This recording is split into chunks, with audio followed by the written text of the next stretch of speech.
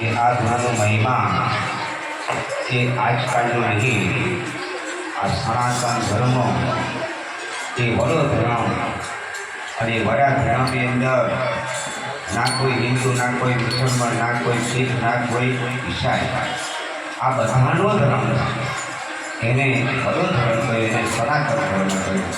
આપણે સનાતન ધર્મની જે જગ્યા બરાબર સનાતન સમજાતો કે સદગુરુના હિસાબે સનાતન એ શું છે, કૃષ્ણ એ શું છે એ આપણે સમજાય નહીં. એના માટે એક ઉદાહરણ કહીએ તો જેમ આપણું છોકરું નાનું હોય 5 વર્ષનું નિશાળમાં દાખલ કર્યું, એ નિશાળને દાખલ કર્યું અને એ છોકરાને શિક્ષકનો સંગ થયો, પાઠ્યનો સંગ થયો, નિશાળનો સંગ થયો, ત્યારે સાહેબ એનો 52 અક્ષર ભરી રહ્યો અને એને એટલી સ્વાદી આપીને પણ જો એ છોકરું આપણું શિક્ષક જોડે ગયું ના હોય અને કદાચ નિશાળને જો ઘેર ગઈ રહ્યું હોય તો બોલે એને અક્ષર કાઢવાનો અનુભવ થાય ના થાય. એમ આપણે ભગવાન દરેકને કરી રહ્યા છે, પણ કઈ એટલે કહ્યું કે મને નવો ને ઈશ્વર એવા હશે કે ક્યાં હશે. એટલે આ ઈશ્વરનો પત્તો આપણા પણ સદગુરુના ઈશારે સિવાય આ પરમાત્માનો પત્તો લાગતો આપણે ધીરે ધીરે કરીએ છીએ. પણ ભગવાન રામાયણમાં એનો પુરાવો બતાવ્યો છે. એક બાજુ સિંહાસન પર સીતા માતા રામ અને લક્ષ્મણ તો હતા જ, પણ તેમ છતાં હનુમાનજીએ તમને કઈ બતાવ્યા? છાતી લઈ જતા પોતાના હૃદયને લઈ જતા.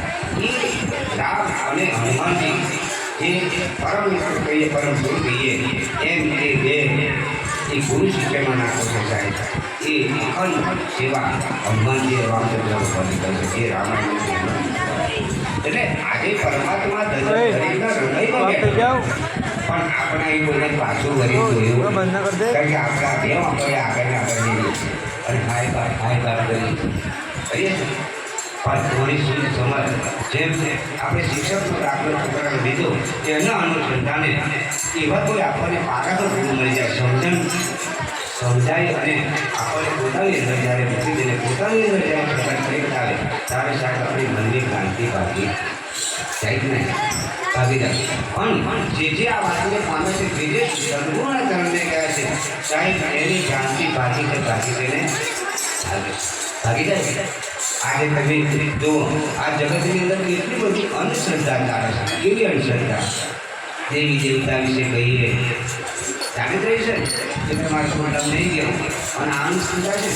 તમે એની તપાસ કરો, આ કરો તો ખરો અને વહીને ક્યાંય ગયો ખરો, પણ તમે મોંમાં જુઓ તો ખરા તમે હાથમાં બેઠો છે કે ભાઈ આડવા બેઠો છે, આપણે તપાસ કરવાની રહી જ ના.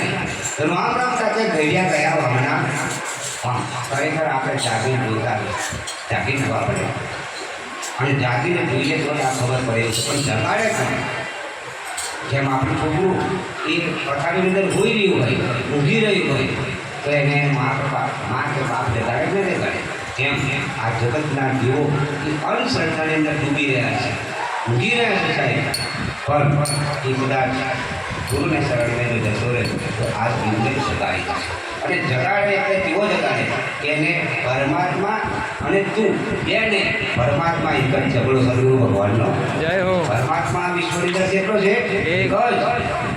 ધારો કે દાખલો લઈએ કે અમે બે જણ આને બેઠા છે પણ વિજય ગણપત આશા કિરણ એની પબ્લિક પપ્પા તો અમે એક કે બીજો તો આપણે કેટલી બધી માતાઓ, કેટલા બધા ભગવાન બોલો સદગુરુ ભગવાનનો બહાર આવશે બાપ નહીં આવે.